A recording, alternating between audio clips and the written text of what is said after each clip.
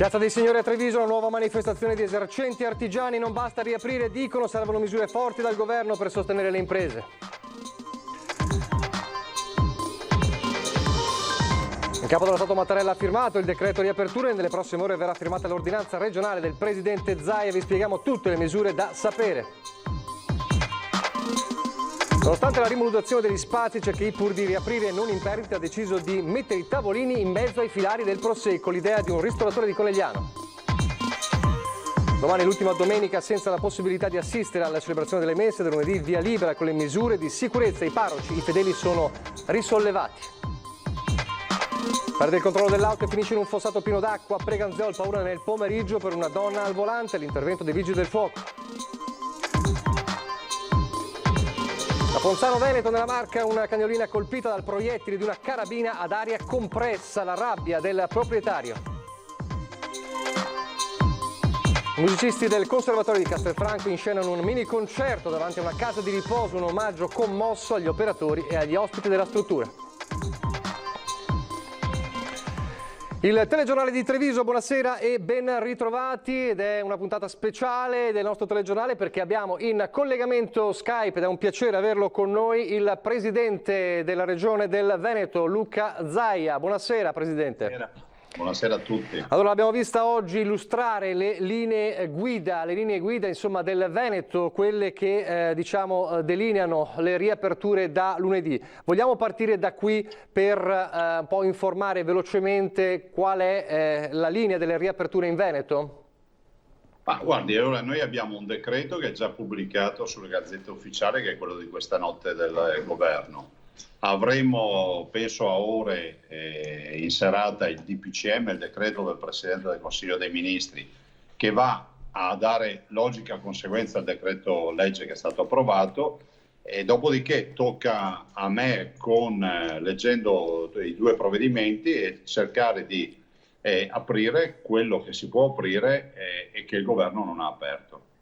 Scusate il bisticcio di parole, ci saranno delle attività non previste dell'apertura. A questo punto, per l'autonomia che è stata riconosciuta in virtù della trattativa che abbiamo concluso ieri alla Regione, la Regione, con la firma del Presidente della Regione, che si assume la responsabilità, dà l'apertura anche di ulteriori attività.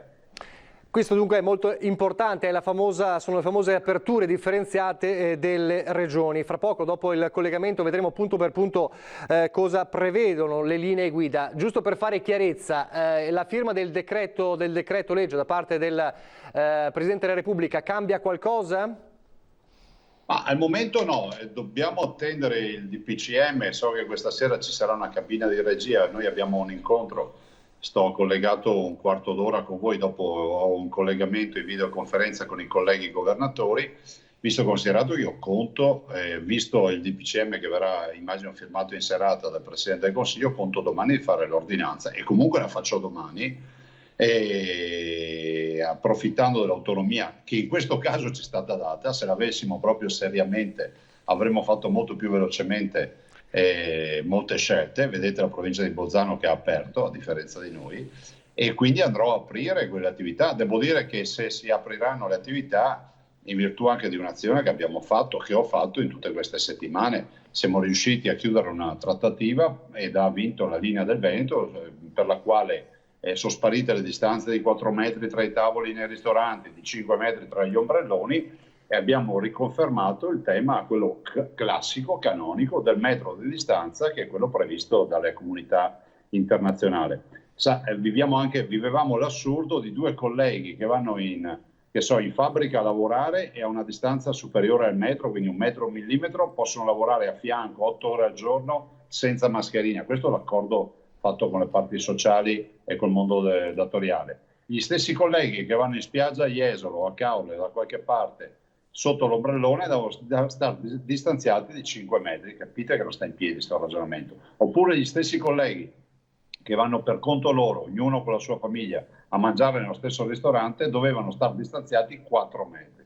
Invece adesso si va tutto sul metro. Giusto per fare chiarezza, fra poco dovrebbe essere firmato in serata il DPCM, è probabilmente prevista anche forse in serata una conferenza stampa di Conte. Non ci si deve aspettare qualche doccia gelata rispetto alle linee guida?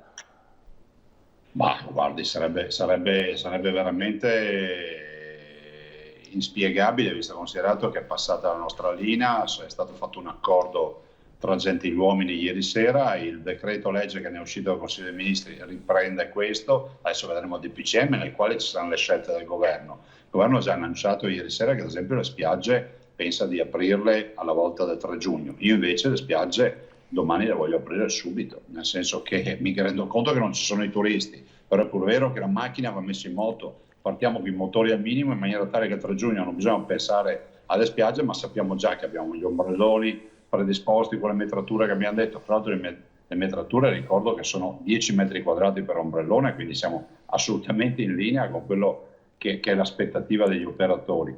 E dall'altro anche con misure che non sono quelle che leggevamo all'inizio, cioè se vai in acqua a farti il bagno, devi uscire dall'acqua, farti subito la doccia con l'acqua dolce e poi lavarti con del sapone biodegradabile, cioè, ma ragazzi fermi tutti, stiamo parlando di un virus, non stiamo parlando delle nuove regole dell'igiene planetaria, e quindi l'igiene è fondamentale, lavarsi sempre le mani, mantenere le distanze di sicurezza e assolutamente portare la mascherina. Guardate, io faccio parte di quelli che pensano che chi non ha la mascherina deve essere multato, punto, c'è altro da aggiungere, perché la responsabilità passa dagli ospedali, con la mia ordinanza passerà ad ognuno di noi. Se falliamo tornerà negli ospedali, cioè torneranno le terapie intensive, torneranno i ricoveri. Se qualcuno pensa che questo sia tutto un complotto, sia tutto uno scherzo, posso anche organizzare qualche viaggio in terapia intensiva, così magari gli presentiamo gli ultimi 60 pazienti che abbiamo e si renderà conto di cosa si tratta. Quindi è stato molto chiaro, abbiamo una cornice, abbiamo la possibilità di manovra, diciamo, autonoma del Veneto, e l'ha detto anche oggi, è il momento, è stato ribadito un po' nei giorni scorsi, della responsabilità adesso individuale. Quale potrebbe essere la soglia entro la quale poi si potrebbe tornare indietro, giusto per far capire alla gente, insomma, che ne stiamo uscendo, ma bisogna essere attenti. Ma guardi, c'è poco da fare i fenomeni e di fare i Rambo, bisogna portare la mascherina. Quando esci di casa devi portare la mascherina. Se non la porti sei un irresponsabile e metti a repentaglio la salute non solo tua ma anche quella delle altre persone. Allora, dal virus ne veniamo fuori, le mascherine le butteremo via a un certo punto, io immagino che, come accade sempre per questi attacchi virali nella storia, non è che la peste di Venezia è rimasta per secoli, la peste è arrivata e se n'è andata. La spagnola nel 1918 è arrivata, ha fatto una strage e poi se n'è andata. Se ne andrà anche questo virus, però nel frattempo mettiamo in sicurezza tutto, perché se si torna a ricaricare i pazienti in ospedale e si riprendono i contagi, si dica poi che questo chi è causa del suo male pianga se stesso, nel senso che poi non vorrei che ci fosse sempre colpa governo ladro, piove è colpa del governo ladro, no, perché è colpa di ognuno di noi, perché è scientifico che se ognuno porta la mascherina e rispetta le regole non ci reinfettiamo, non ci saranno altri contagi. Se lo volete capire bene, se no io non so come dirlo, vi do solo un esempio: su 10.000 medici dei 68 ospedali del Veneto che hanno lavorato in prima linea, lavoravano nelle malattie infettive, in terapia intensiva, lavoravano insomma nelle subintensive dove c'era il virus vivo con pazienti sintomatici, ecco, quei 10.000 medici si sono infettati per l'1,3%, cioè quasi niente, ma perché portavano i dispositivi, le mascherine. Allora, noi sappiamo che nella popolazione oggi c'è un 3 per 1000 potenziale di contagiati, cioè vuol dire che se andiamo in una piazza dove ci sono 1000 persone, 3 potenzialmente, almeno 3, hanno il virus. Allora, se abbiamo la mascherina siamo salvi, se restiamo in quella piazza accalcati, è proibito l'accalcamento, quindi è proibito l'assembramento, e non portiamo le mascherine, è inevitabile che quella piazza può diventare una bomba virale, tutti ci portiamo a casa, o gran parte si porteranno a casa il virus, infetteranno le famiglie, infetteranno le persone anziane, infetteranno e andranno a contagiare i bimbi immunodepressi, i malati oncologici, i malati cronici, e inizieremo a riportare pazienti in ospedale, inizieremo a ricaricare terapia intensiva e aumenteranno i morti. A proposito, vorrei ricordare a quei pochi che pensano che sia tutta una roba planetaria, un disegno delle grandi potenze. Il complotto. Sì, il complotto, che c'è da vergognarsi anche a leggere queste robe, che noi abbiamo più di 1700 morti con la vicenda coronavirus. Ormai ognuno di noi, Zanetti, o ha un parente che si è ammalato, o ha un amico, un conoscente, o che si è ammalato o che è morto. Questo dà la dimostrazione di che capillarità ha avuto questa infezione. Senta, tornando sempre alla questione mascherina, perché insomma è la cosa cruciale, lei dice insomma casomai organizzerò qualche giro e speriamo che non sia necessario, ma c'è bisogno di fare una campagna, qualcosa, ha in mente qualcosa per dare ancora un giro di vite? Ma guardi, quando si attraversa la strada, se chiunque attraversa una strada trafficata si guarda a destra e a sinistra prima di attraversare, no? E possibilmente lo si fa anche velocemente se c'è tanto traffico, perché se no si finisce sotto un'auto e si muore.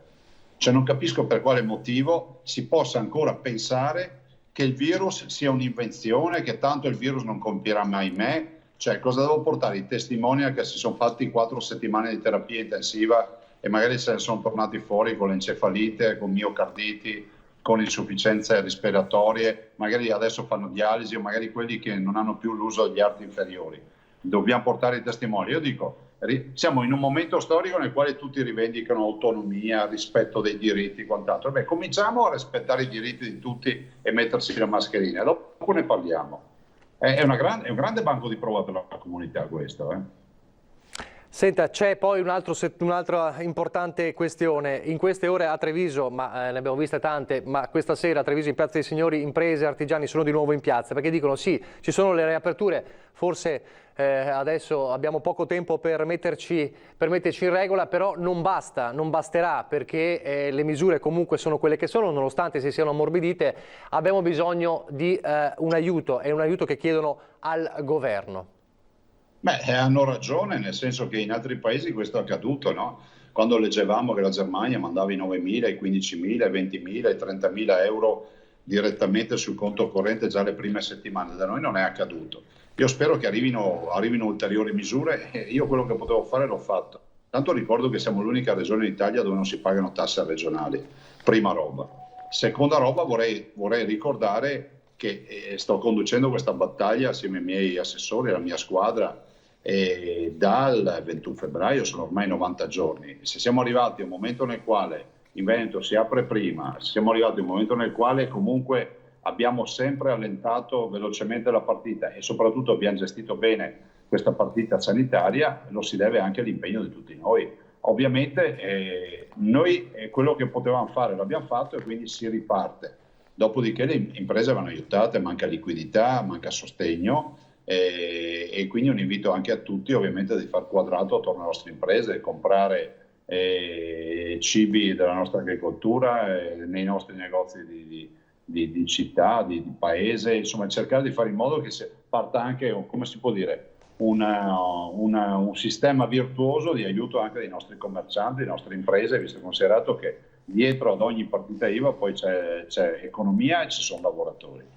C'è un elemento che non è passato della linea che in maggior parte è passata del Veneto, la proposta della riapertura dei centri estivi. Su quel fronte cosa possiamo dire alle tante famiglie?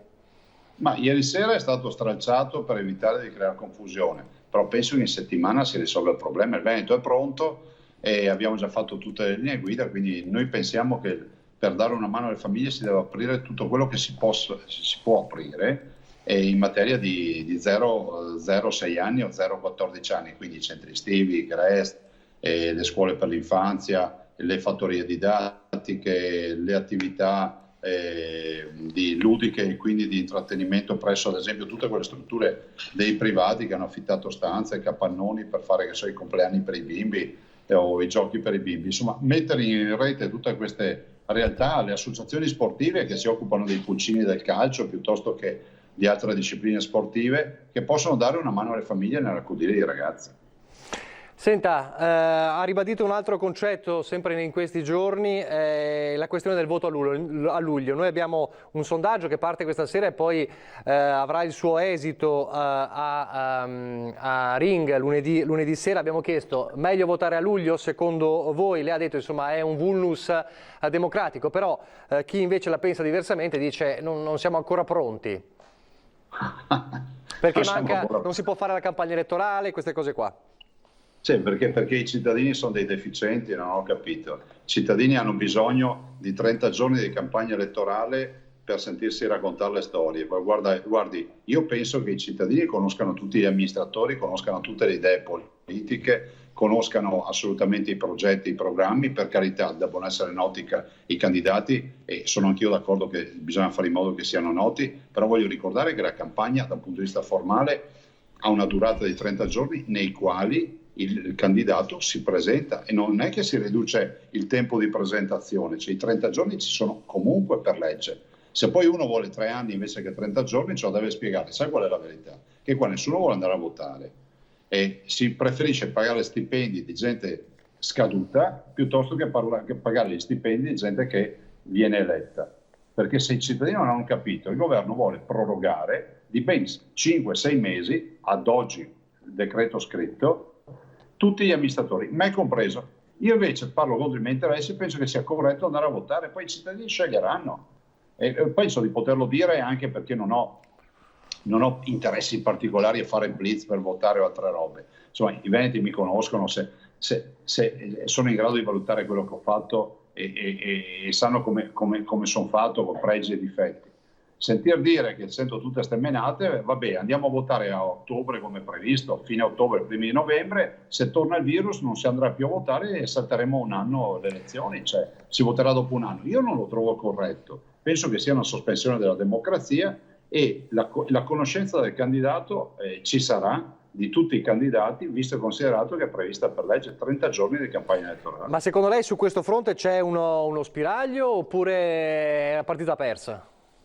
Ma guardi, non glielo so dire, io le dico che i 6 governatori che debbono andare al rinnovo, ovvero il sottoscritto, Rossi della Toscana, Totti della Liguria, De Luca della Campania, Emiliano della Puglia e Ceriscioli delle Marche, chiedono tutti di poter andare al rinnovo. E non sono della Lega i 6 governatori, sono di tutti i partiti, anzi peraltro ce ne sono 4 del centro-sinistra e 2 diciamo del centrodestra, io e Totti, per cui di cosa stiamo parlando? È trasversale, la verità è che qualcun altro ha paura di andare a votare. Non so se le sto rubando ancora tempo, mi dica quando deve andare in videoconferenza. Non so che ora è adesso. Adesso sono le 19:50. Mi devo andare, guardi, l'ultima domanda. Allora, l'ultima domanda che le faccio è, lei ha parlato in questi giorni, in queste settimane, insomma, dei ragazzi, i giovani, che si sono comportati e si comportano spesso meglio degli adulti. Continuano a essere le sue sentinelle in giro? Ma i ragazzi sono eccezionali, io chiedo a loro anche aiuto rispetto all'uso della mascherina, non è che bisogna andare in giro a tirare per le braccia la gente che non ce l'ha o a offendere. Però l'invito cortese, educato all'uso della mascherina sì, e un altro grande appello lo faccio, oltre ai ragazzi che sono eccezionali, che sono i veri eroi di questa quarantena, dall'altro voglio anche ricordare a tutti gli esercenti, a tutti coloro che intercetteranno un sacco di cittadini, di invitarli all'uso della mascherina. Guardate che ci facciamo male senza l'uso della mascherina. L'ultima cosa, domani quindi firma l'ordinanza e sarà operativa? Sì, da subito, ma consideri che io comunque già oggi, e ce le avete anche voi, ho diffuso le linee guida approvate, per cui chiunque può intanto cominciare a ragionarci e a predisporre e a preparare la propria attività. Benissimo, allora grazie, appuntamento allora domani, grazie al Presidente Zaia, grazie, buon lavoro e buona videoconferenza ovviamente. Allora facciamo così, chiedo alla regia, fra poco ci colleghiamo con Treviso, prima però, visto che ne abbiamo parlato, vediamo quali sono queste misure, queste linee guida, il protocollo insomma delle linee guida del Veneto che saranno appunto applicabili dal 18, guardiamo. Eccole le linee guida della Regione Veneto che nella notte, dopo una giornata che il Presidente Zaia ha definito campale, sono state recepite dal Governo nell'intesa raggiunta con i governatori in vista delle riaperture del 18 maggio. L'intesa è stata quella di dire, bene, le linee guida delle regioni fanno giurisprudenza, cioè chi dovrà aprire un bar. Scusate, questo era il servizio con il governatore Zaia che però abbiamo appena sentito in diretta. Allora, il servizio con le misure del protocollo, punto per punto. Non solo l'uso dell'ormai onnipresente mascherina, anche la possibilità di misurare la temperatura dei clienti vietando l'ingresso a chi ha più di 37,5 gradi, l'esposizione di prodotti igienizzanti e di schede informative sui comportamenti da tenere e soprattutto il rispetto del distanziamento di almeno 1 metro tra persone. Sono questi i principali punti contenuti nelle linee guida della fase 2, su cui governo e regioni hanno trovato l'accordo. Accordo che individua ed elenca specifiche indicazioni per ogni attività. Nella ristorazione, oltre alle indicazioni valide per tutti i settori, le linee guida sono di favorire l'ingresso su prenotazione e di conservare l'elenco dei clienti per un periodo di almeno 14 giorni, privilegiare gli spazi esterni e tavoli disposti in modo da garantire almeno 1 metro di distanza tra le sedute, distanza che dovrà essere osservata anche nei locali senza posti a sedere, limitando il numero dei clienti, vietati i buffet, consumazione al banco sì, ma solo se rispettosa delle distanze, mascherina obbligatoria sempre per i camerieri, per i clienti quando ci si alza dal tavolo, igienizzazione frequente delle superfici. Spiagge e stabilimenti balneari. Anche qui si dovrà favorire l'accesso su prenotazione con percorsi diversificati per ingresso e uscita e conservare i nominativi per 14 giorni. Per ogni ombrellone dovrà essere garantita una superficie di almeno 10 metri quadrati, mentre lettini e sedie a sdraio non posizionate nel posto ombrellone dovranno comunque rispettare la distanza di 1 metro, con sanificazione ad ogni cambio di persona o nucleo familiare. Distanza minima che vale anche nelle spiagge libere, dove ci potranno essere addetti alla sorveglianza. Sì agli sport individuali come racchettoni o il nuoto, no, almeno per il momento, agli sport di squadra. Alberghi e agriturismi, oltre che su temperatura corporea e distanziamento, le linee guida si concentrano sulla ventilazione di stanze locali, che dovrà garantire la periodica aerazione naturale, aumentare la manutenzione e sostituzione dei filtri degli impianti di condizionamento, distanza minima anche in ascensore, salvo per i componenti della stessa famiglia, e mascherina sempre obbligatoria per gli ospiti. Parrucchieri, barbieri ed estetiste, le attività più delicate a causa della prossimità fra cliente e operatore. Per tutto il tempo della prestazione e compatibilmente con lo specifico servizio, entrambi dovranno indossare la mascherina. Per estetisti anche visiera protettiva e mascherina FFP2 senza valvola.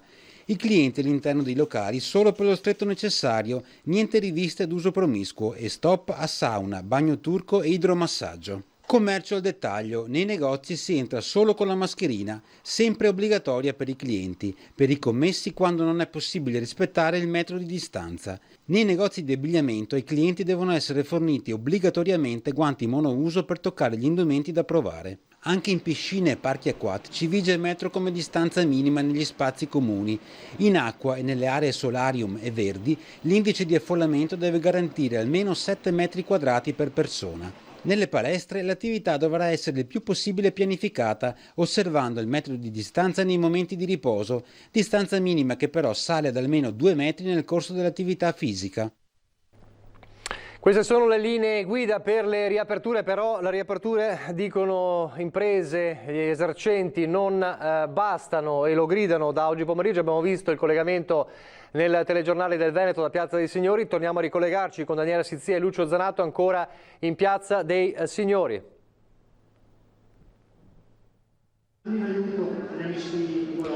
Buonasera Nicola, buonasera anche ai telespettatori. Come potete vedere alle mie spalle, Piazza dei Signori, negozianti, commercianti, esercenti, tutti insieme uniti, contenti sì di riaprire il 18, ma tutti preoccupati, dicono la ripresa sarà lunga e sarà difficile. Se potete vedere, ognuno ha un simbolo della propria attività, chi la sacca con gli attrezzi, chi i grembiuli, e guardate, stanno accendendo delle candele in mano, le potete vedere, ci sono delle luci, e io chiedo al presidente dell'associazione Treviso Imprese Unite come mai hanno acceso questa candela.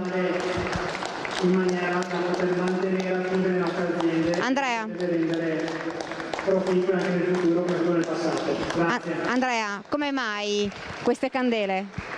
Queste candele vogliono essere non le candele di lutto, perché le nostre aziende non devono morire, ma vogliono essere le candele di speranza, la luce di speranza che dobbiamo far arrivare fino al governo perché ci metta in possibilità di non farci fallire riaprendo domani. Grazie, lo vedete? Le candele sono in mano a commercianti, esercenti, artigiani, tutti insieme, e il grosso applauso la paura è tanta, la paura di questa ripresa che sarà, dicono, davvero difficile.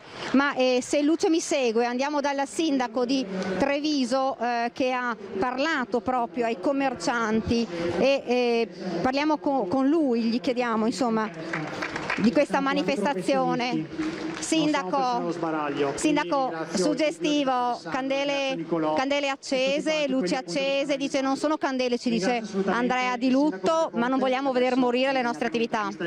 Sì, e poi sono candele di speranza e poi come avete sentito anche il grido, non siamo Codice Ateco, siamo professionisti, quindi dietro una partita IVA c'è un professionista, c'è una persona, c'è una famiglia, ci sono emozioni, c'è storia, ci sono sacrifici e quindi l'appello che facciamo allo Stato è: mancano 30 ore a lunedì, possiamo dire a questi poveri cristi come devono ricominciare? Chiedono semplicemente di tornare a lavorare come hanno sempre fatto, con grande serietà, con grande professionalità, con grande amore per la città e per il proprio lavoro, non chiedono altro e quindi sentirsi proprio abbandonati così non è bello e non è giusto. Hanno paura di questa ripresa, dicono sarà difficile, sarà lunga, 2 mesi di chiusura sono stati davvero una mazzata per noi. Condivido le loro paure, che poi è la paura anche degli amministratori, perché il Comune di Treviso in 2 mesi ha perso già 10 milioni, quindi non oso immaginare anche le perdite che hanno subito loro. Noi però il nostro ruolo è quello di far sentire almeno la nostra vicinanza. Prima nel mio discorso di saluto ho richiamato il vessillo della città di Treviso, che quel vessillo non li ha mai abbandonati, così come non li ha abbandonati il sindaco, così come non li ha abbandonati la regione e il governatore Luca Zaia. Ho ringraziato Dio di essere nato in Veneto e a Treviso proprio perché ci sono dei valori, ci sono delle persone vere, ci sono dei professionisti. Sono convinto che se noi puntiamo la ripartenza proprio su questi valori che hanno reso grande Treviso, torneremo ad essere sicuramente più forti di prima. Grazie davvero, grazie al sindaco. E sentiamo un attimo, ci sono qui, lo vedete, candele ancora in mano, candele ancora accese. Salve, buonasera. Vestita insomma come lei va tutti i giorni a lavorare? Sì, sono Laura della Trattoria Rosa Peonia. Oggi siamo qui perché troviamo giusto essere solidali tutti assieme con i parrucchieri, le estetiste, l'agenzia di viaggio. Sono mesi che ci vengono promesse potenze di fuoco, ad oggi abbiamo visto 600 euro, pochi giorni fa i nostri dipendenti hanno avuto la cassa integrazione di marzo e quindi niente, siamo arrabbiati perché non siamo solo limoni da spremere, ma anche quando abbiamo bisogno abbiamo visto che lo Stato è assente. Grazie. Una domanda proprio velocissima, tutti qua siete uniti? Sì, lei mia figlia ha parlato adesso. E siamo qua uniti però senza sapere il futuro cosa ci riserva, perché io ho 67 anni e adesso non sapere cosa farò domani. È dura. È dura. Vedo che si emoziona. Direi. Grazie. Soprattutto siamo professionisti. Lei diceva non siamo Codice Ateco. Noi non siamo Codice Ateco, siamo professionisti. Non è che il governo possa dirci quello che possiamo o non possiamo fare. All'interno della nostra attività lavorativa ci dobbiamo impegnare a dare al cliente il maggior e il miglior servizio possibile. Quindi non possiamo essere ridotti a tu lavori e tu no, in base semplicemente ad un codice. Certo ci siamo professionalizzati, abbiamo studiato, abbiamo tutte le caratteristiche professionali per poter fare quel lavoro, ma questo non deve essere assolutamente un limite, anzi per noi il limite viene dato dal cliente. Cos'è? Non me lo fai, non me lo fai, non me lo fa un altro. Grazie. Non possiamo essere ridotti arrabbiati ad un codice Ateco. Grazie. Vogliamo vedere un attimo uno dei negozianti storici, Marco Varisco, che lo avevo qui, vediamo un attimo se lo riusciamo a trovare. Vediamo un attimo se lo trovo, doveva essere qua. Scusate perché purtroppo ovviamente vedete la gente è anche tanta, non trovo più Marco Varisco, ma comunque insomma avete visto la gente è esasperata, è arrabbiata. Eccolo qui, Marco Varisco. Dunque gente anche esasperata, insomma abbiamo sentito non siamo Codice Ateco, insomma gente anche arrabbiata. Ma certo che sì, siamo in una situazione che non si sa neanche quando e come aprire perché è insostenibile, mancano i soldi, mancano i fondi e neanche la possibilità di avere una situazione di come aprire, perché ad esempio anche le mascherine non si trovano già più e noi siamo obbligati ad aprire con delle mascherine, quelle sanitarie, che non si trovano.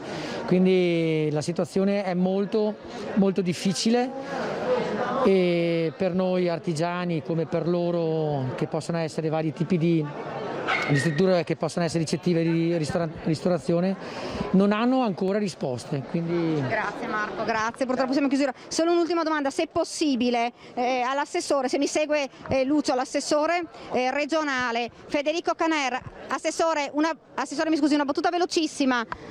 Qui in piazza, tutti uniti, la ripresa sarà difficile? No, la ripresa sarà difficile, ma è possibile. Grazie ai protocolli della Regione Veneto, se verranno, come sembra, accettati a livello governativo, sono protocolli che permettono di lavorare, a differenza delle linee guida all'INAIL che significavano tener chiuso tutto. Siccome abbiamo la necessità di ripartire, perché se ci sono gli imprenditori che lavorano e pagano le tasse, gira l'Italia, altrimenti moriamo tutti. Grazie Federico. Nicola, se non ci sono domande in studio, io ti restituisco la linea. Grazie, sì, grazie a Daniela Sizie, grazie a Lucio Zanato per questo viaggio nella rabbia anche delle imprese, insomma, che sono scese in piazza dei signori a Treviso questa sera. Insomma, le linee guida ci sono, si riapre, però non basta perché avremo bisogno di misure forti, di sostegno per poter andare avanti. Molti dicono possiamo anche riaprire, ma rischiamo di chiudere dopo un mese. Allora una piccolissima pausa pubblicitaria, allora vedremo proprio come si preparano ad esempio i negozi e ristoranti locali, insomma, del centro di Treviso a poche ore, insomma a 30 ore, come diceva il sindaco Mario Conte, dal 18 di aprile. A fra poco.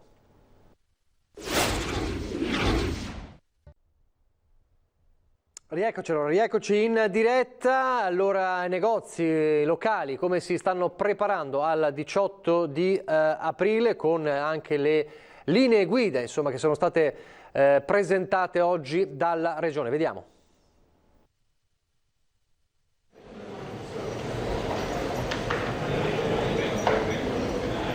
Un giorno voluto e atteso più che mai. Dal 18 si riapre, bar, ristoranti, negozi, estetiste, parrucchieri. Insomma, si ricomincia a vivere, ci dicono, ma la ripresa sarà lunga e difficile. Intanto questa mattina tutti al lavoro nei locali per riorganizzare tavoli e sale. Ho preparato la sala, praticamente passerà da 32 posti a 10. Il plateatico ci saranno 4 tavolini, quindi si passerà da 8 persone, da 25 che ce ne stavano. Distanziamento tra i tavoli, 2 persone per tavolo, e igienizzare sempre, bagni 2 volte al giorno, e plateatico sembrerebbe che ci permettano di ampliarci un po' di più.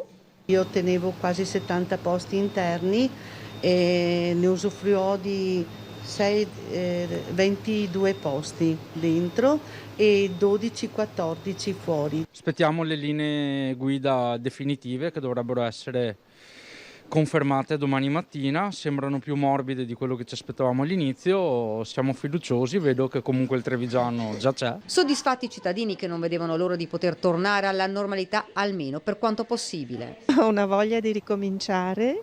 Rispetterò le indicazioni, ma riattivo tutto quello che posso, il più possibile. Io non ho nessuna preoccupazione a riguardo, per cui sì, non mi fa assolutamente nessun problema. Sanificati anche i locali, ora è iniziato davvero il conto alla rovescia. Alcuni negozianti però hanno deciso di riaprire martedì o mercoledì. Siamo pessimisti, perciò speriamo bene, primo, ma con un certo diciamo, ottimismo, però bisogna vedere come ripartiamo. Siamo già premuniti di una parte del necessario, ma anche il resto. Quello apriamo martedì per poter organizzarci. Difficoltà anche per i negozi di ottica, gli occhiali che vengono provati dai clienti devono essere poi sanificati. Noi li sanifichiamo appunto tramite i raggi ultravioletti per il momento. Però abbiamo anche delle sanificazioni appunto liquide, però dobbiamo stare attenti di materiali. Abbiamo bisogno di aiuto, il coro è unanime, la ripresa sarà lenta e dura. Un appello al governo, cosa direbbe? Aiutateci, questo è l'unico modo per poter andare avanti anche con un po' di tranquillità. Sarà comunque dura la riapertura e tutto. Sì, è stato un brutto colpo, ci vorrà molto tempo per recuperare questa situazione qua. Qualche ristorante ha scelto però di non aprire il 18, le serrande di alcuni locali rimarranno comunque abbassati. E poi c'è chi a Conegliano, a Parè di Conegliano, ha un'idea, un ristoratore, guardate qual è la sua idea. Ho recuperato qualcosa perché chiaramente il cliente, prima il cliente ogni 4 metri quadri era quasi impossibile. E questo è il commento di gran parte dei ristoratori dopo l'accordo tra Stato e Regioni che ha rivisto le distanze minime tra clienti al tavolo. Regole che però per molti esercizi non variano il risultato, che significa 1/3 dei coperti e quindi delle entrate. Numeri che non fanno più quadrare i bilanci se non si trovano altre soluzioni, come qui a Parè di Conegliano, dove hanno deciso di apparecchiare in mezzo al prosecco. Mettiamo gente dappertutto, li facciamo accomodare in terrazza. Mi è venuta l'idea del vigneto, avendola qua vicino, quindi con una bella serata tutti sul vigneto e via. Può nascere qualcosa di festa, di simpatico, è un'attrazione. Al momento sa più da provocazione, considerando che per poter servire tra i filari occorrono diverse autorizzazioni, ma servono durante va avanti deciso. Chiediamo normative, chiediamo tutto, chiaramente di essere in regola con tutto, anche con il signore, con il titolare del vigneto. Vediamo di fare le cose fatte bene, vediamo sempre le cose fatte a normativa. E quelli che dicono che poi ci sono i trattamenti e la gente mangia la pizza col trattamento? Allora, il vigneto qui del signor Gelindo è rigorosamente biologico, tenuto strabene, come vedete. Perché serve spazio per tornare ai coperti minimi per non dover poi chiudere definitivamente. Un esempio pratico sono i coperti di questa stanza. Qui nella saletta qua diciamo che 22, 25 senza problemi, adesso 6. Intanto da lunedì si riparte soprattutto dalla volontà di tutti, clienti compresi. Secondo me la cosa più importante è far capire alla gente che dopo i 70-80 giorni si può mangiare una pizza, si può uscire, anche nei confronti di tutti i miei colleghi bisogna incentivare i nostri clienti a uscire, mangiare una pizza, stare in regola con i guanti, mascherina, ripeto, igienizzante e fare il proprio servizio fatto bene. E lunedì c'è anche il ritorno della celebrazione dell'Eucaristia, domani sarà l'ultima domenica di fatto senza le messe con i fedeli e allora sentiamo tra fede e limitazioni, perché ovviamente ci saranno le misure di sicurezza, il commento di uno dei parroci più noti di Treviso. Ho visto le famiglie risollevate. Tutte mi dicevano finalmente possiamo entrare in chiesa. A una settimana dalla riapertura di funerali, a poche ore da quella per le messe, è questa l'esperienza vissuta da uno dei parroci di Treviso. Per Don Adelino Bortoluzzi lunedì sarà un altro tassello verso il ritorno alla normalità, con i fedeli attenti al rispetto delle regole già sperimentate in questa settimana. Non ho avuto nessuna difficoltà, perché facevo entrare prima le persone, le disponevo secondo le regole nei banchi e poi alla fine entravo io con la salma. Ho avuto poche comunioni per la verità a questi funerali, però ho visto che le persone si sono adeguate anche qui alle regole. È proprio grazie ai funerali che le chiese sono già predisposte per accessi, distanze e igienizzazioni, ma anche per il momento forse più delicato, quello della comunione, che Don Adelino ha affrontato così. Mi sono messo la mascherina, avevo i guanti, il pane lo prendo e lo consegno alla persona. La persona la assume da sé mettendolo in bocca. Quindi praticamente non c'è contatto? Nessun contatto. Sicuramente una procedura molto vicina alla consuetudine, certamente meno fredda rispetto all'utilizzo della pinzetta. Io quando me l'hanno proposto ho risposto con un sorriso, non c'è bisogno della pinzetta. Per Don Adelino l'esperienza di questo tempo ha portato molti a riflettere sul rispetto delle regole e non solo. Ho visto che le persone hanno obbedito ciecamente, anzi ti ringraziano quando tu dai delle regole, perché sono convinti che nel rispetto delle regole possono anche esprimere i loro sentimenti e sono felici di esprimerli. Tanto domani mattina, come sempre, il consueto appuntamento con l'Eucaristia trasmessa in diretta su Antenna 3. Allora alle 9:30 la messa con il Vescovo di Treviso, Monsignor Michele Tomasi, al Monastero della Visitazione, e poi alle 11 la messa dalla Basilica della Salute a Venezia con il patriarca Monsignor Francesco Moraglia. Quindi appuntamento domani con le messe trasmesse da Antenna 3. Altro capitolo, quello delle case di riposo e le visite nelle case di riposo. Allora sentiamo il presidente di ISRA, Michelon, che illustra come saranno operative queste visite nei prossimi giorni. Noi riteniamo che fino ad oggi siamo usciti, vorrei dire, indenni dal Covid, però dobbiamo stare attenti perché da 18 si riaprono tutte le attività e, come ha detto il nostro governatore, adesso sta a noi decidere il nostro destino e per questo noi vogliamo aprire con gradualità.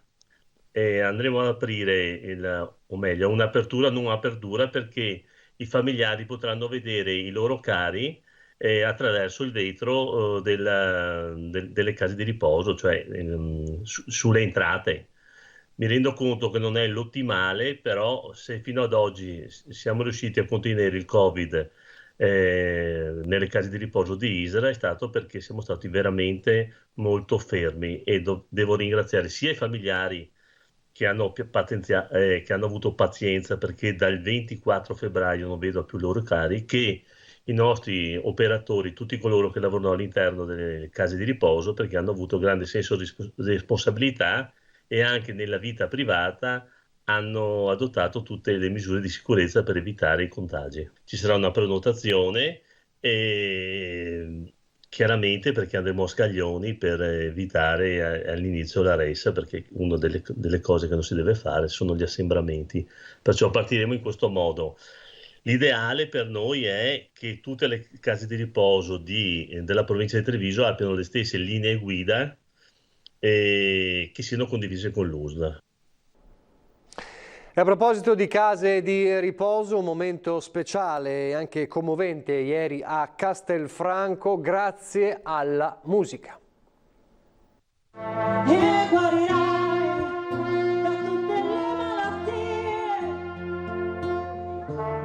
Le note della cura di Battiato, gli sguardi di speranza dalla finestra. Un concerto dedicato agli operatori, gli infermieri, i medici e tutto il personale. Un momento affidato alla bellezza della musica per dare un po' di coraggio e di luce agli ospiti. È la sorpresa che si è svolta ieri al giardino sensoriale del centro Sartor di Castelfranco, regalata dal Conservatorio Stefani. Io sì, avrò cura di te. Un momento di gioia voluto dalla presidenza e dalla direzione della struttura castellana per rasserenare dopo il lungo periodo di timore per il coronavirus e dopo che i tamponi hanno scacciato ogni paura, confermando la negatività per tutti gli ospiti e il personale. Un trio del conservatorio si è dunque esibito all'aperto nel giardino e rigorosamente a distanza in quello che è un vero e proprio ritorno alla musica e un ritorno alla vita.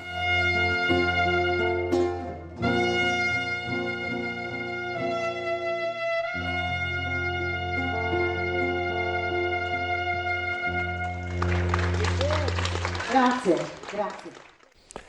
Momenti davvero di commozione, insomma, momenti speciali. Chiudiamo questa pagina sul coronavirus però con il nostro sondaggio. L'abbiamo ricordato prima quando avevamo il governatore Zaia, un sondaggio che abbiamo lanciato nel telegiornale del Veneto e proseguirà anche nelle prossime edizioni dei telegiornali, anche domani e lunedì, perché poi l'esito ve lo sveleremo a Ring lunedì sera e torniamo a parlare allora del voto e quindi il dibattito sul voto alle elezioni regionali. Come sapete la linea insomma, dei governatori che sono appunto al voto, tra i quali ovviamente il Veneto, è quella di votare a luglio, così pare non essere per quanto riguarda la decisione del governo che ha quella finestra aperta in autunno. Secondo voi, vi chiediamo, è meglio votare a luglio? Se per voi è sì, 0422 162 6691, se per voi invece è no, 0422 162 6690. La chiamata come sempre è gratuita, non preoccupatevi se sentite la linea occupata, in ogni caso nel momento in cui voi fate lo squillo il voto, insomma il vostro parere viene registrato. pensato. Allora sapremo lunedì sera insomma come la pensate, se è meglio oppure no votare a luglio. Adesso la cronaca con i momenti di paura vissuti nel pomeriggio per una donna al volante di una Fiat Punto lungo via Barattanuova a Preganzò. La donna ha infatti perso il controllo del mezzo per cause ancora da ricostruire, finendo in un canale a bordo strada colmo d'acqua, come vedete nella immagine dei vigili del fuoco.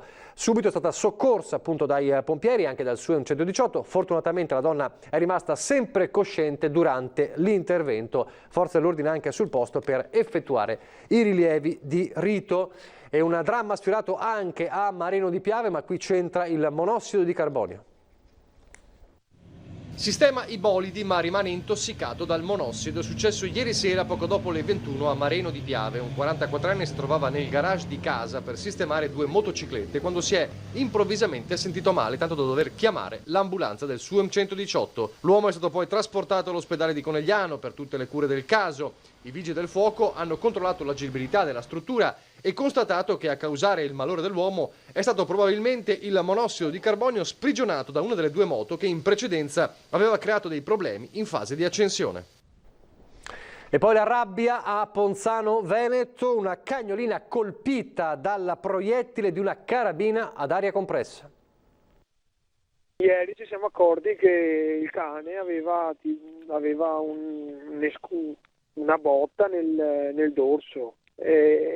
Dopo mio papà ha detto, aspetta che guardiamo, l'ha un attimo guardata, schiacciato un po' ed è uscito questo proiettile, ma io mi sono accorto ancora 3-4 giorni fa, pensavo si fosse morsicato con gli altri animali che abbiamo qua, gli altri cani.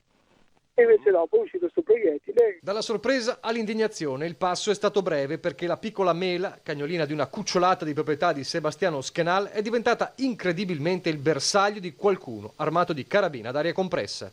Uno sparo sulla schiena del piccolo animale.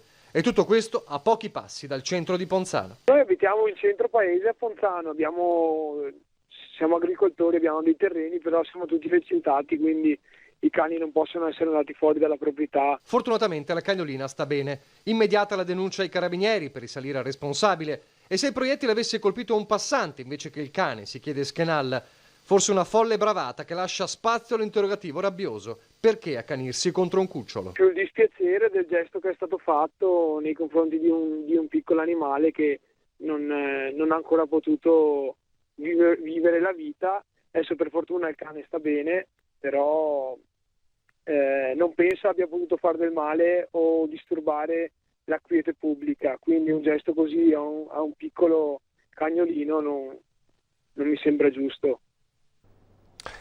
E adesso le notizie dal Bellunese.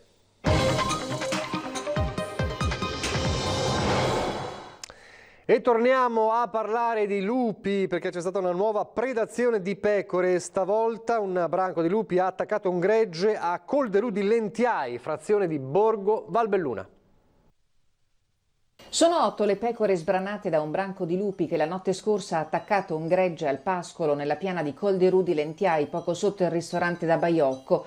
Il gregge, protetto da alte reti elettrificate secondo le prescrizioni consigliate agli allevatori dal Dipartimento regionale, è di proprietà di Franco Zanella, che mai prima d'ora aveva fatto i conti con il grande predatore. I lupi hanno fatto scempio degli ovini che non sono riusciti a mettersi in salvo. La predazione è stata scoperta questa mattina e denunciata alle autorità provinciali, che hanno immediatamente eseguito un sopralluogo tecnico assieme al veterinario dell'ULSS Dolomiti. Sono stati prelevati i campioni che verranno analizzati come sempre accade in queste circostanze. Lo scorso aprile la Regione Veneto ha impegnato 55.000 euro per confermare per tutta la stagione dell'alpeggio 2020 e a tutti i comprensori di pascolo e di allevamento in quota il servizio di assistenza e supporto a malghe, allevamenti e integrazione delle forniture e dei progetti di prevenzione. Prevista la costituzione di 4 servizi di assistenza tecnica gestiti da personale esperto per aiutare gli allevatori a proteggere gli animali domestici al pascolo. I presidi coprono le diverse aree montane e collinari del territorio regionale interessato dalla presenza del lupo. I dati scientifici sui danni subiti dagli allevamenti in quota in Veneto dicono che in 8 casi su 10 le predazioni sono avvenute a scapito di capi non adeguatamente protetti o dove gli strumenti di prevenzione non hanno funzionato a dovere a causa di inconvenienti tecnici o difficoltà di installazione. Torniamo a parlare di coronavirus perché è morto l'ex capo della Procura di Belluno, Gianni Griguolo. Aveva 68 anni e, come il collega magistrato Francesco Saverio Pavone, ricorderete, anche lui è stato stroncato dal Covid-19, sostituto a Belluno dal 1996 al 2007. Dopo aver lasciato il capoluogo per un altro incarico, la Corte d'Appello di Milano rientrò da capo della Procura nel 2012 per sostituire Domenico Labozzetta. Al nome di Griguolo a Belluno è legata l'inchiesta sulla maxi truffa finanziaria della GD Consulting, che ha bruciato oltre 50 milioni di euro di risparmi e fondi neri. La notizia della sua morte è stata un altro duro colpo per il Palazzo di Giustizia del capoluogo, legato al magistrato da sentimenti di profonda stima. E l'emergenza coronavirus non ferma però la riapertura al pubblico del sistema delle biblioteche bellunesi, al momento solo per prestiti e restituzioni, dice il consigliere provinciale delegato Simone Deola, ma l'emergenza ha messo in luce l'importanza, proprio in questo momento anche, della cultura. La cultura in senso molto ampio, quindi non esclusivamente scientifico, è uno strumento che garantisce e migliora la capacità di comprendere gli eventi che capitano sia a livello di singoli che a livello di comunità. Primo passo verso il ritorno alla normalità anche per il mondo della cultura. Il sistema delle biblioteche bellunesi riapre al pubblico, al momento solo per i servizi di prestito e restituzione, ma la prospettiva è quella di tornare presto ad aprire anche l'accesso agli scaffali, alle sale lettura e alle aule studio, non appena la situazione sanitaria lo renderà possibile. Alcune biblioteche hanno già riattivato alcuni servizi nei giorni scorsi, la maggior parte lo farà a partire da lunedì prossimo. Mi sento davvero di fare i complimenti e ringraziare tutte le amministrazioni comunali e gli istituti, perché in questi mesi, reinventandosi formule le più disparate, hanno saputo garantire la continuità del servizio agli utenti attraverso le formule del prestito, coinvolgendo dei volontari o con altre formule. Un grande lavoro che in queste ultime settimane deve essere orientato nuovamente per riprogettare spazi e servizi, principalmente in modo da garantire il rispetto delle misure di sicurezza e di distanziamento sociale previste dalla cosiddetta fase 2.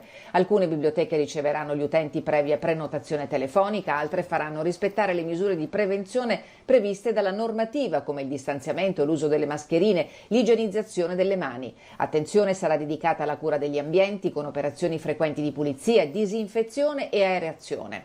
Gli utenti potranno tranquillamente provvedere alla restituzione dei documenti rimasti in prestito in questi ultimi mesi. Per ogni rientro è prevista una quarantena di 10 giorni che garantisce che i libri rimessi a scaffale in vista del prestito successivo siano sicuri. Io consiglio a tutti gli utenti comunque di rivolgersi al portale delle biblioteche bellunesi, attraverso il quale poi è anche possibile prenotare già il prestito dei libri. Un servizio che in questa fase diventa quanto mai utile, soprattutto nella consultazione del catalogo online sul portale bibel.regione.veneto.it, per poter scegliere comodamente da casa i libri con una semplice ricerca, in modo da richiederli poi più velocemente al bibliotecario, che sarà in questa prima fase l'unico autorizzato ad accedere agli scaffali. Come sempre in conclusione del telegiornale, lo spazio dei bimbi in TV e quindi i video che arrivano come sempre alla nostra redazione, il racconto di questi mesi, di questi giorni da parte dei più piccoli. Allora questa serie video di Iris di Mira, Jay Nicholas di Silea e Leonardo di Istrana.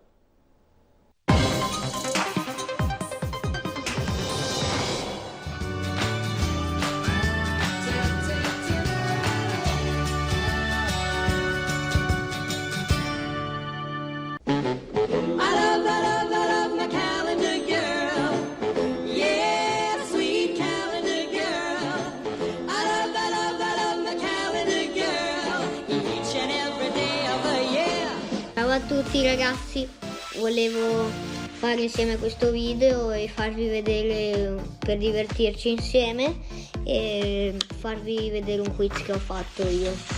Allora, il quiz parla dove vai in ferie in estate.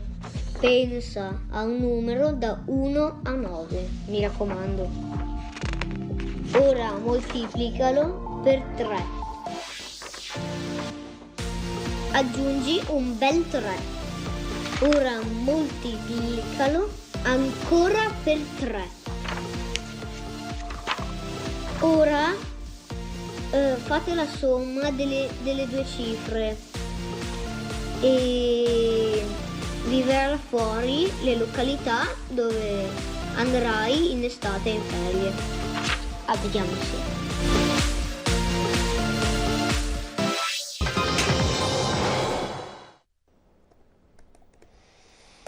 Eccoci, allora, questi sono i vostri video. Allora vi ricordo il cartello per poter mandare i vostri video. Lo facciamo vedere perché così possiamo vedere quali sono i riferimenti per poter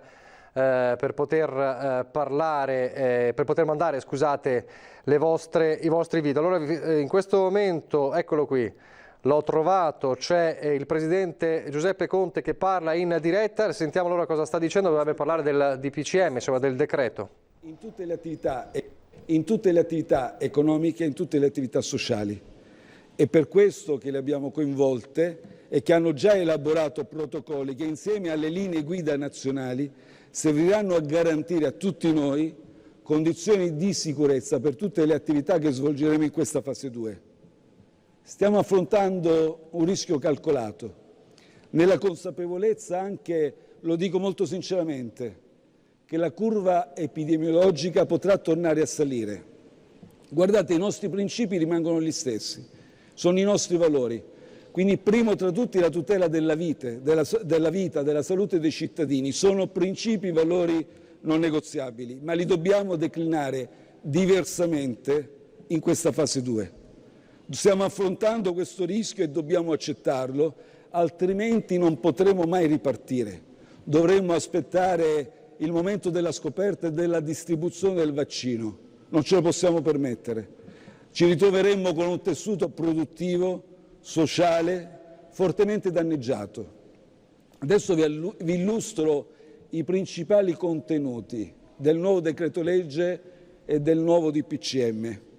Da lunedì ci si sposterà all'interno della Regione senza nessuna limitazione, quindi via alle autocertificazioni. Questo significa uscire di casa senza più dover giustificare le ragioni dello spostamento. Si potrà andare dove si vuole, in un negozio, in montagna, al lago, al mare. Riprende anche la vita sociale, riprendono gli incontri con gli amici. Rimane però naturalmente il divieto di uscire di casa per chi è positivo al virus, per chi viene posto in quarantena. Rimangono anche limitazioni per chi ha sintomi riconducibili al Covid-19 e dovrà rimanere a casa. Resta il divieto di creare assembramenti di persone in luoghi pubblici.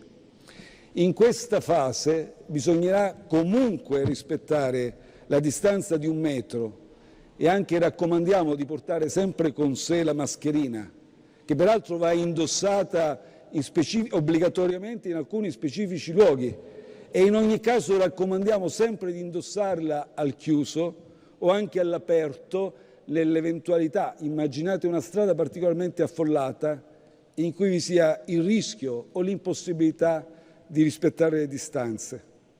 Da una regione a un'altra ci si può spostare per i motivi già noti: esigenze lavorative, assoluta urgenza, motivi di salute.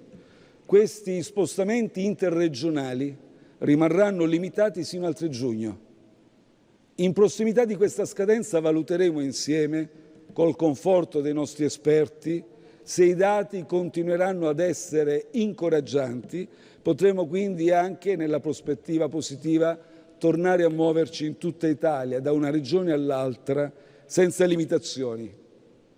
Sempre dal 3 giugno sarà possibile spostarsi anche all'interno degli Stati dell'Unione Europea senza obbligo di quarantena per chi arriva in Italia.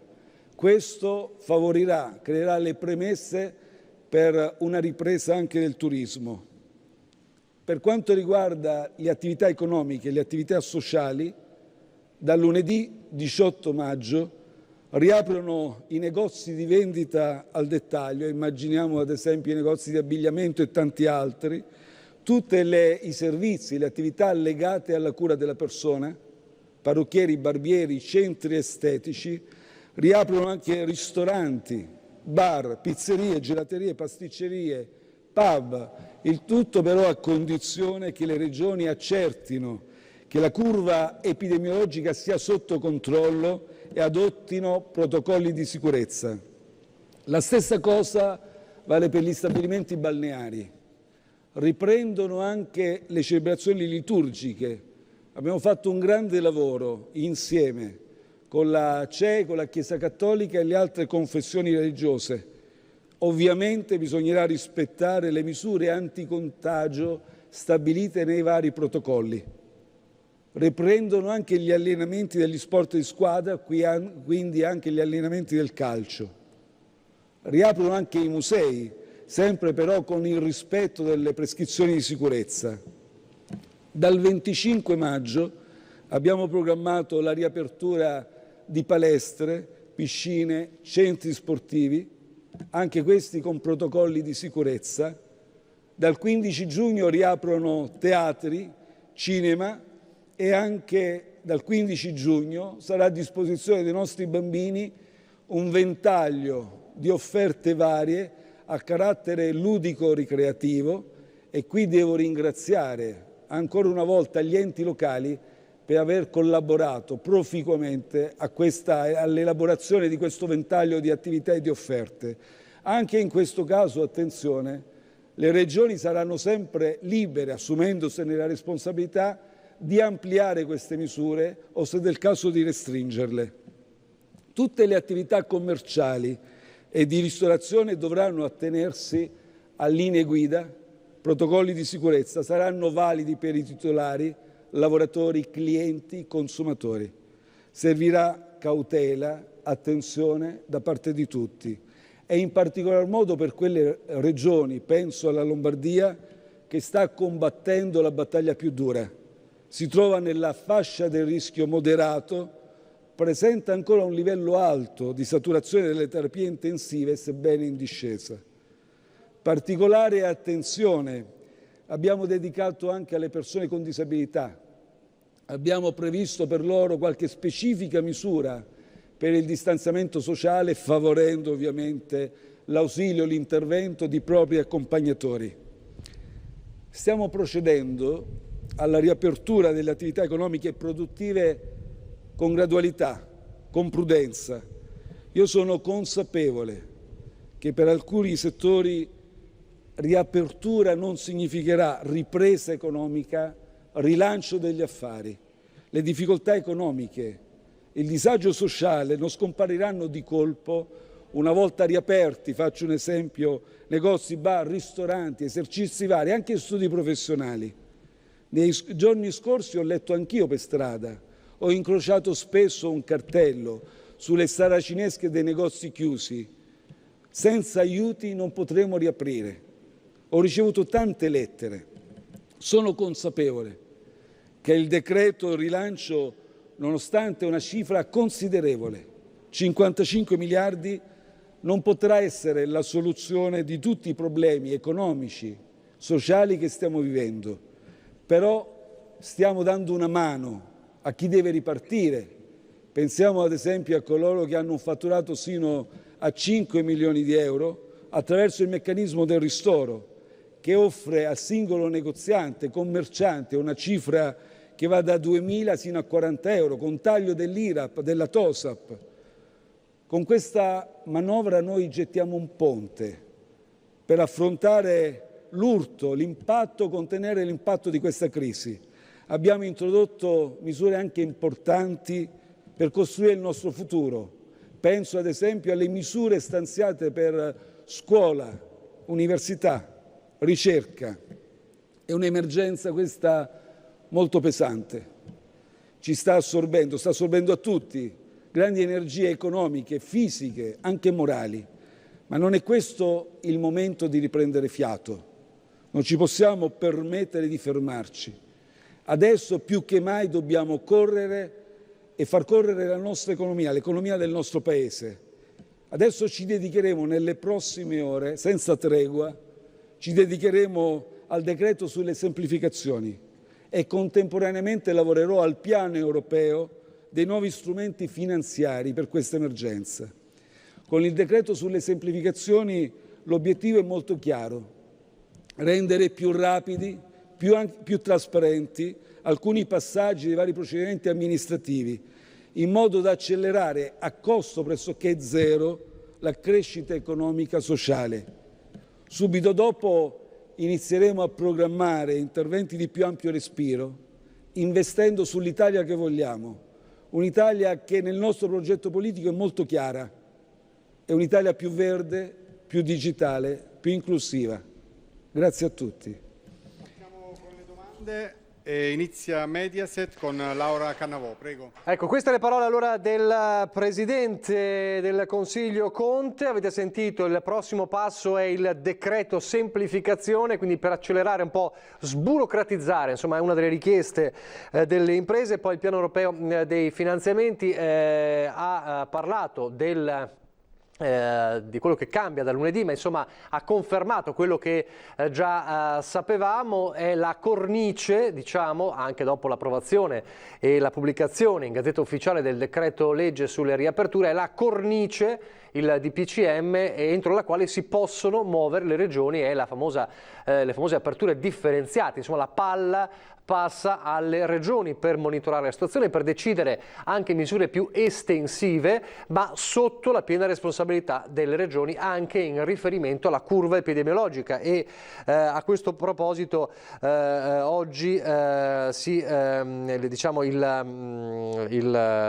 report settimanale governativo e del Ministero della Sanità metteva e mette sotto osservazione 3 regioni in particolare: Umbria, Lombardia e Molise, dove sono aumentati i casi, quindi non il Veneto, dove, lo vedremo fra poco, i casi continuano insomma ad essere sempre meno, dove la curva insomma ci si avvicina quasi a quel contagio zero tanto auspicato.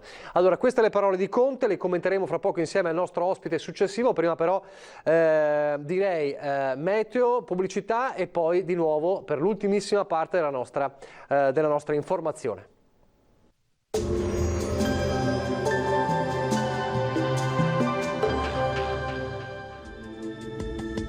Benvenuti al meteo.